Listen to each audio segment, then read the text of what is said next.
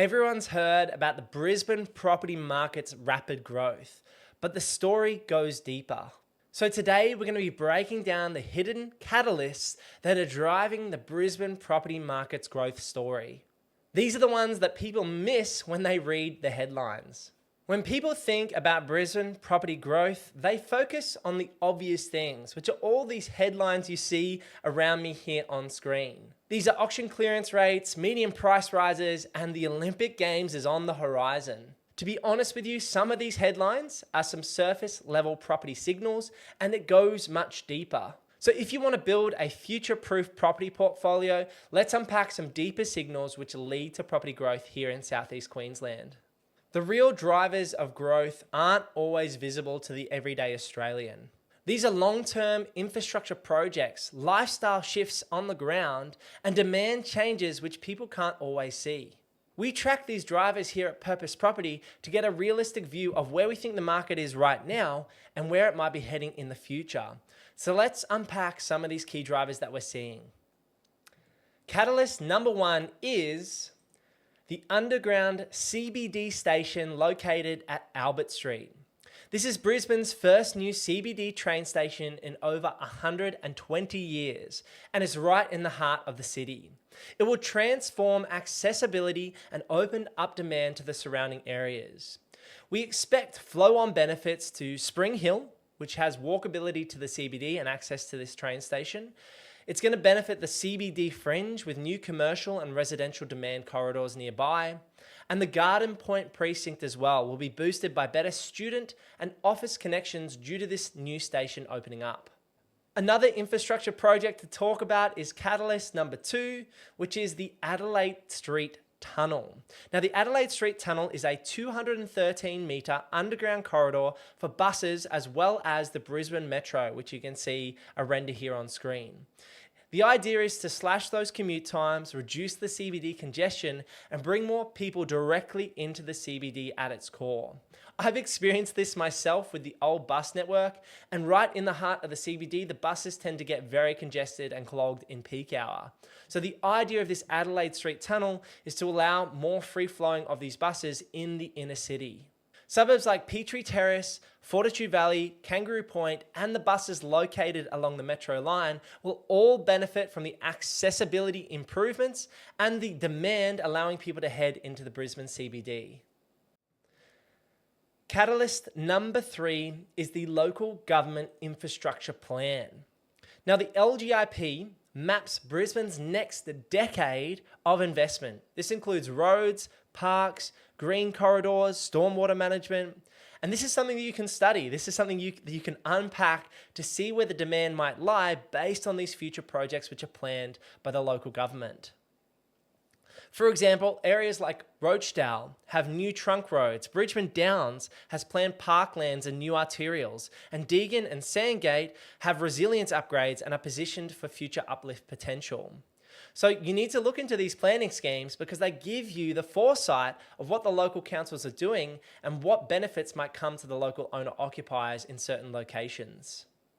Catalyst number four is lifestyle and experience economy of Southeast Queensland. Now, this is going to be typified by the Olympic Games, which is one of those headline pieces, but it's all the underlying lifestyle and economic experiences that are around Southeast Queensland.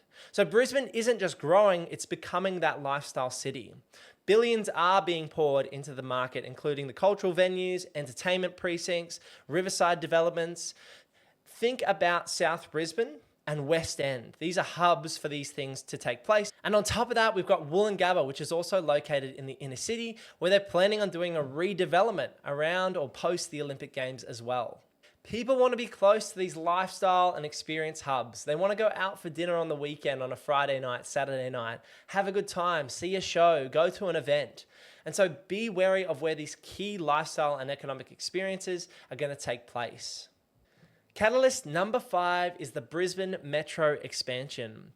The Metro is just not about the CBD, it's about the north and south lines. Suburbs like 8 Mile Plains on the south side, Chermside on the north side, and Mount Gravatt on the south side as well, will be far more attractive areas because you're going to be able to get into the CBD so much faster with these major metro lines. Now, other cities like to think about their train stations. The metro is essentially a double-decker bus which operates with a high frequency, allowing people that are too far out to get into the CBD a lot quicker. This is going to be a game changer for families that want to have that suburban lifestyle, but also have the benefit of getting into the CBD quickly. Catalyst number 6 is heritage and precinct reuse. Brisbane is transforming forgotten land into lifestyle precincts. Projects like the Balimba Barracks redevelopment or the Yeronga Paint Factory precinct and the Albion industrial to residential shift are creating these new neighbourhoods with amenity and demand. They aren't just developments, they're complete identity changes for these suburbs, and they push the values of these areas well beyond the current norm. And we've seen this in reality on the ground. When these urban gentrification projects take place, it changes the sentiment of a Balimba or the sentiment of an Albion as these projects come to fruition.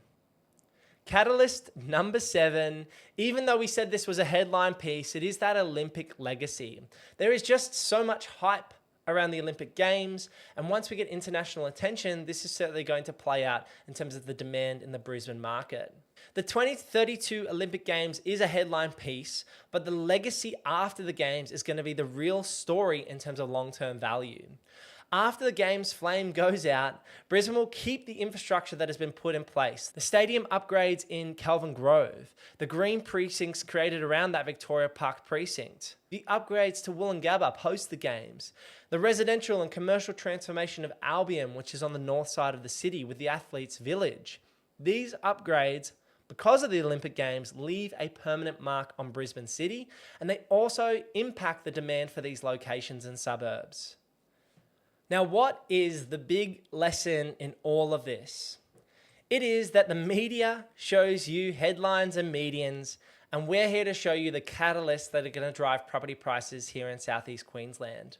To be frank with you, if you're buying based on today's headlines, you're probably already behind the market.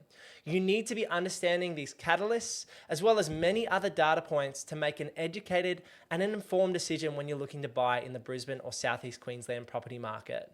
Now, myself and the team help everyday Australians buy property here in Southeast Queensland, whether you're buying as far north as Caboolture, as far south as Coolangatta, or out to West Ipswich. We cover all of those regions. And we can help you buy your next property for the right price in the right location.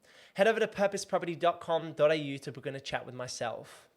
If you're really wanting to capitalize on the growth trajectory of the Brisbane market, you need to understand these catalysts and what's happening in the wider market as a whole and put your money to work and buy well when you're buying your own home or buy well when you're buying an investment property. These are the largest financial decisions you're going to make in your life, so it's not something that you want to get wrong. If you want to hear more thoughts on myself on real estate, renovating and financial freedom, then YouTube thinks you should watch this video right here. So I'll see you over there. All right, see you in the next one. Peace.